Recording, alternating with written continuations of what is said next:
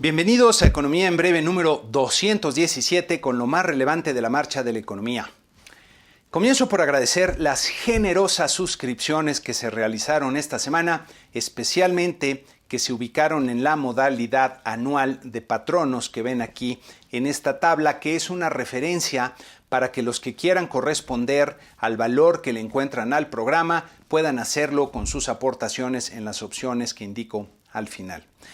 Tenemos en esta ocasión un montón de información importante para comentar en el programa que muy probablemente va a resultar también un poco largo.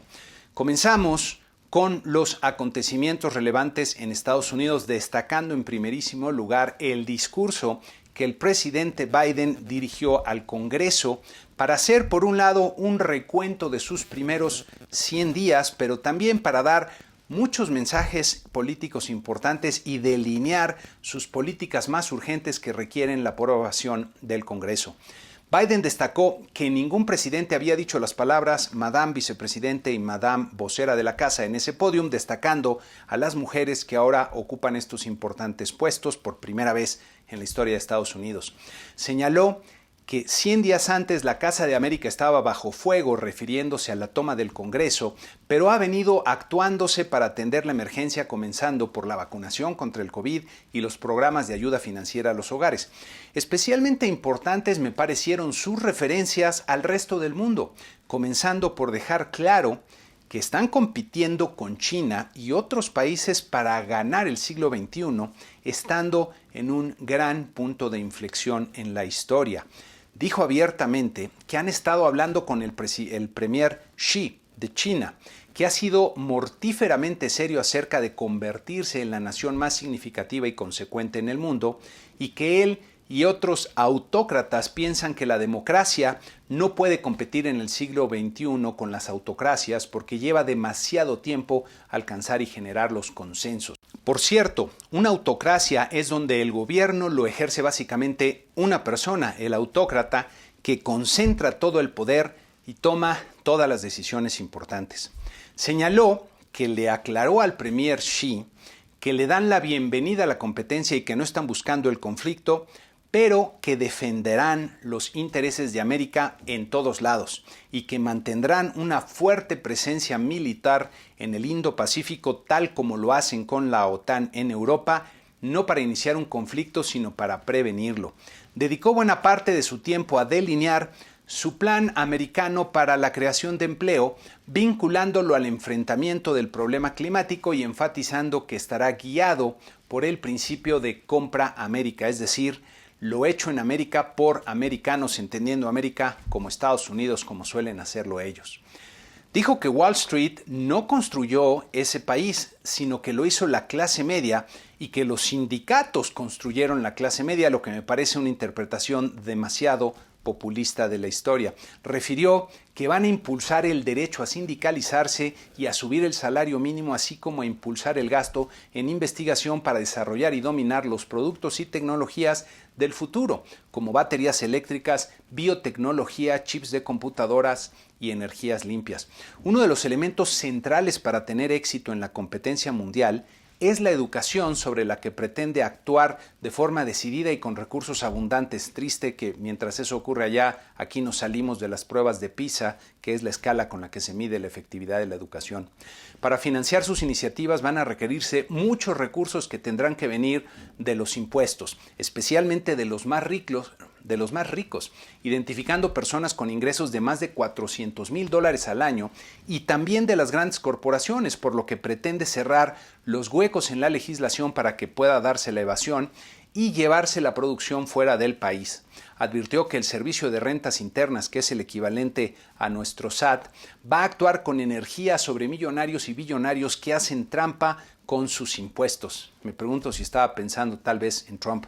En lo que algunos analistas consideraron el pronunciamiento más importante, dijo que la economía por goteo o trickle-down economics nunca ha funcionado y es tiempo de crecer la economía del fondo de la mitad hacia afuera. Entonces, esto es un paradigma, pues al parecer diferente a cómo funciona la economía y ya veremos qué más va a hacer. Abordó el tema racial señalando que la supremacía blanca es terrorismo y que tienen que actuar todos unidos añadiendo que tienen que atender de una vez por todas el problema de la migración, pidiendo a la vicepresidente Harris que se encargue de resolverlo. Varias veces se refirió a los autócratas del mundo, que son los adversarios de América y que apuestan a que América no podrá porque creen que América está demasiado llena de ira y división y enojo, pero sentenció que los autócratas del mundo no ganarán el futuro. Refiriéndose a Estados Unidos, dijo que han visto el abismo de la insurrección y la autocracia, la pandemia y el dolor, pero nosotros, el pueblo, como dice su constitución, no hemos retrocedido, y terminó haciendo un llamado a la unidad. Miren, me llama la atención del discurso de Biden, que está delineando con claridad la política de su administración, especialmente la política exterior y la política económica. En la política exterior dejan claro que están de regreso con sus aliados y que defenderán sus intereses. Me llamó la atención la cantidad de veces que usó la palabra autócrata con evidente animadversión, lo que me parece una clara advertencia a los autócratas del mundo que con Estados Unidos no deben jugar porque va a responder. Respecto a la postura económica, francamente me preocupa que tenga demasiados tintes populistas, estatistas y corporativistas, lo que puede resultar contraproducente para su economía y el funcionamiento de la economía del mundo. Y no se trata de las metas, sino de los métodos para conseguirlas. Estamos ante un gobierno que va a ser más grande y, digamos, más entrometido en la economía, lo que frecuentemente en la historia pues ha terminado produciendo más problemas que resultados. En fin, ya veremos cómo se van dando las cosas este año, que luce fuertemente prometedor para la economía estadounidense, pero también con riesgos muy considerables. Siguiendo con Estados Unidos, la Reserva Federal mantuvo sin cambio su política monetaria, tanto en el nivel de la tasa de interés de referencia, prácticamente en cero, y el ritmo de compra de activos, emitiendo pues un comunicado realmente sin sorpresas. En esta gráfica pueden ver la evolución de la hoja de balance del Fed, que equivale a la liquidez que han estado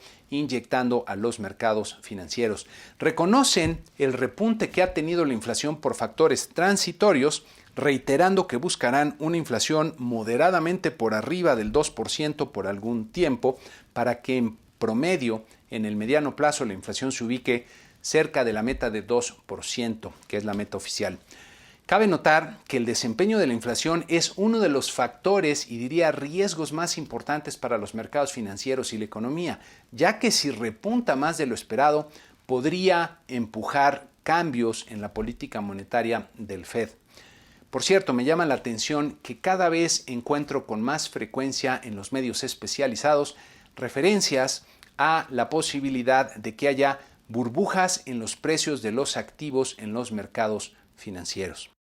En otro dato relevante, el ingreso personal creció en 21.1% en el mes de marzo, repunte muy sustancial, como podemos ver en las barritas de esta gráfica, que fue ligeramente más fuerte a lo que esperaba el mercado. El consumo personal, aquí en la línea azul, también repuntó, aunque de forma más moderada, en 4.2%. Cabe notar que a pesar del fuerte repunte en el ingreso explicado por los cheques que el gobierno ha estado mandando a los hogares, el consumo no ha repuntado en la misma medida, lo que revela que los hogares están actuando con precaución, aumentando su ahorro ante la incertidumbre que prevalece para muchas personas. En esta siguiente gráfica se pueden ver los picos de ahorro producidos por los apoyos del gobierno. En otra noticia que vale la pena mencionar, el proyecto del aeropuerto que se canceló en Texcoco, aquí en México, ganó un premio internacional por su arquitectura y diseño. Es una lástima que nuestro país haya perdido la oportunidad de contar con uno de los que sería los mejores aeropuertos del mundo, pero ni hablar. Pasando a México, el Congreso aprobó diversas leyes que no han pasado desapercibidas en el extranjero, como nos muestra este artículo de Bloomberg, que refiere que el presidente López Obrador afirma su poder ante las elecciones con una serie de reformas intervencionistas desde la industria energética hasta los contratos laborales. También me llamó la atención que el gobierno de Estados Unidos impusiera un veto a las exportaciones de camarón mexicano, ya que es la primera acción de este tipo que la nueva administración implementa, y ocurre unas semanas antes de que venga la vicepresidente Harris a reunirse con el presidente López Obrador, aunque ellos principalmente van a estar hablando del tema de migración.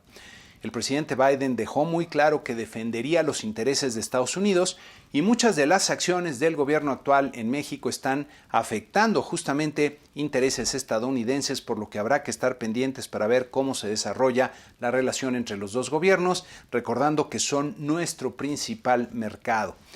En México se presentaron decisiones del Tribunal Electoral del Poder Judicial de la Federación que fueron serios reveses para el presidente y para su partido Morena, ya que no solo se bajó definitivamente de la contienda electoral a los candidatos a gobernador de Guerrero y Michoacán, como había ordenado el INE, sino que se validaron reglas contra la sobrerepresentación en el Congreso para las siguientes elecciones del 6 de junio.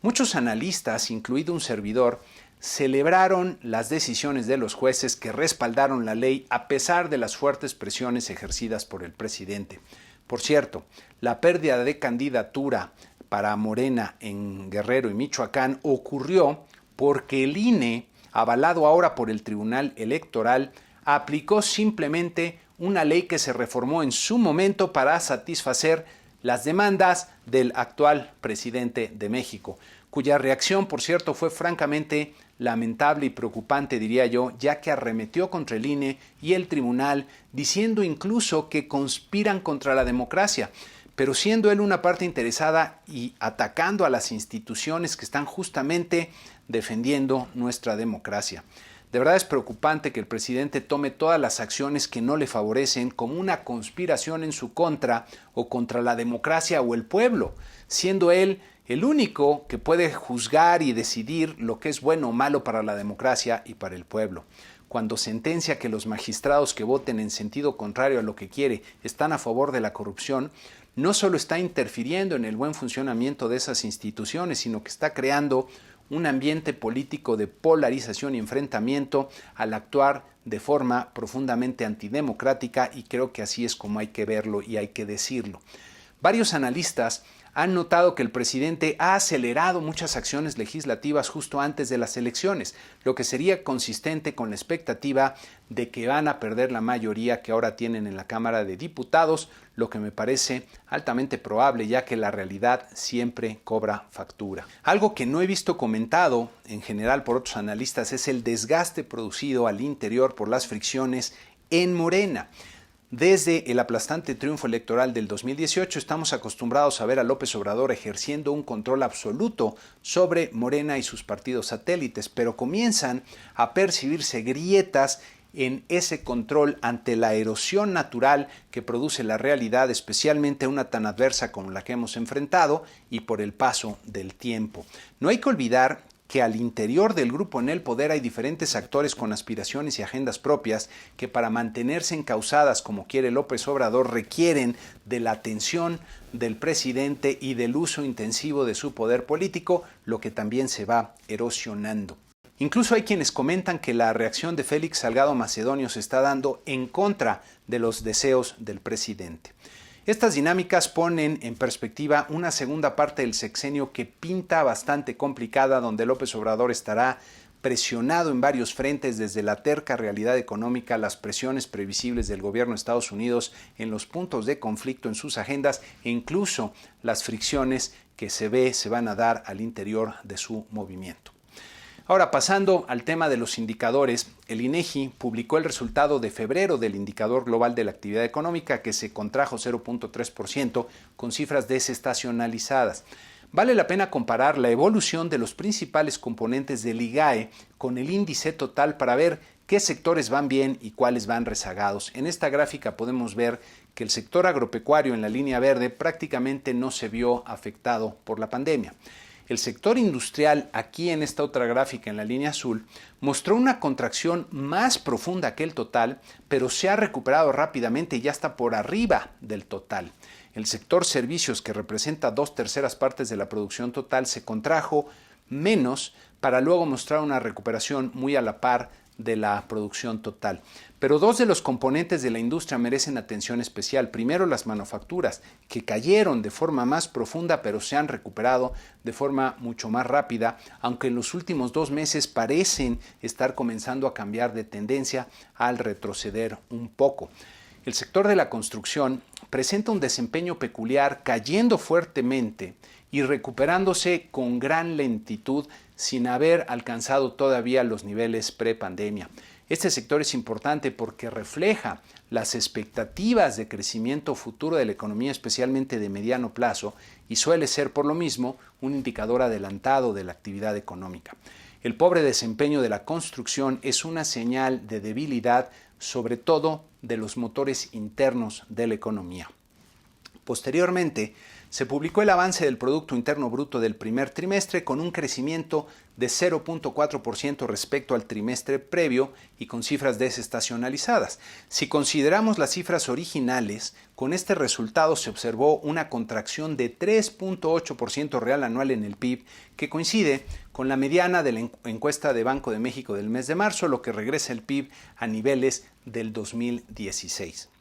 La balanza comercial de marzo registró un déficit abultado de $3,000 millones como resultado de un fuerte dinamismo en las importaciones que repuntaron 31.4% anual. Las exportaciones también repuntaron sólidamente, aunque no con tanta fuerza como las importaciones. Cabe notar que las variaciones anuales lucen abultadas por el efecto base de comparación, ya que hace un año comenzaron las disrupciones producidas por el COVID. No obstante, como podemos ver en esta otra gráfica del comercio total que corresponde a la suma de exportaciones e importaciones, sí hay una recuperación real y significativa en los niveles mensuales que se asocia primordialmente al dinamismo de la economía de Estados Unidos. En esta siguiente gráfica podemos ver brincos importantes en marzo en los componentes más relevantes de la balanza comercial, las exportaciones de manufacturas y las importaciones de bienes intermedios. Por otro lado, el crédito de la banca comercial al sector privado presentó un fuerte deterioro en su componente dirigido a empresas y personas físicas, como podemos ver en esta gráfica, con una contracción de 16.1% real anual. Parte de la caída se explica por la comparación con el repunte de crédito en marzo del año pasado debido a la pandemia, pero de todas formas es una mala señal para el sector financiero y diría para la actividad económica en lo general. Cabe recordar que el crédito destinado a empresas y personas físicas representa 56% del crédito a todo el sector privado, como vemos aquí. Y cabe notar también que parte del mal desempeño del crédito al sector privado ha sido compensado por la banca otorgando un mayor crédito al sector público, como vemos en esta gráfica. En otros eventos, la agencia calificadora Moody's reiteró la calificación de la deuda mexicana en Baa1, así como la perspectiva negativa para la calificación. Señalan que a pesar del deterioro en algunas métricas, la decisión de mantener la calificación se fundamenta en 2 elementos: la contención que se ha logrado del deterioro fiscal y la expectativa de que el crecimiento regresará a su tendencia prepandemia, apoyado sobre todo por el crecimiento de Estados Unidos. La perspectiva negativa se mantiene por los riesgos que siguen vigentes, especialmente por lo que consideran un marco débil de política pública. Mencionan que las finanzas públicas siguen expuestas al riesgo de un menor crecimiento económico y un apoyo a Pemex mayor a lo que espera la calificadora, y reiteran que es poco probable que la estrategia de Pemex tenga éxito para enfrentar los retos clave de la empresa y del sector energético. Por otro lado, Pemex presentó los resultados del primer trimestre del año, que en este cuadro del reporte revela una pérdida de 37,358 millones de pesos, que si bien ya no es tan escandaloso como el de hace un año, me parece que sigue revelando un muy pobre desempeño. Me parece que Pemex sigue a años luz de transformarse en la gran palanca de desarrollo nacional que desea el presidente, y hoy más bien es uno de los lastres más pesados. Si tan solo se dieran cuenta, como sugería un economista de primer nivel, que en lugar de Pemex podrían convertirse en SolarMex, otro gallo les cantaría a ellos y al país. Para la semana que inicia tendremos nuevamente mucha información relevante en México, comenzando con la encuesta de expectativas realizada por el Banco de México, que muy posiblemente mostrará aumentos en los pronósticos de crecimiento económico e inflación, y también destacan las cifras de inflación y de la industria automotriz del mes de abril. Y para el fin de semana, la visita de la vicepresidente Harris de Estados Unidos a nuestro país. En Estados Unidos, el reporte de empleo de abril será la pieza de información económica más importante.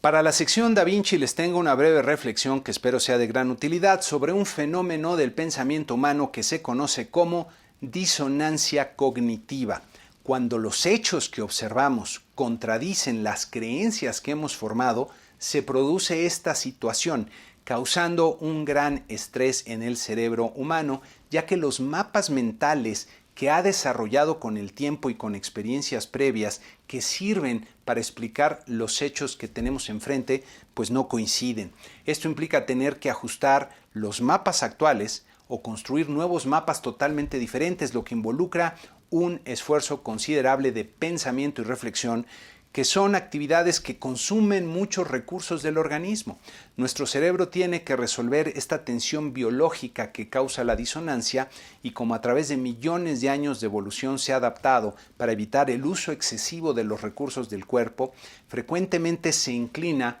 por ajustar los hechos o racionalizarlos de alguna forma para no tener que tirar por la borda todas las creencias previas, todos los mapas mentales ya construidos.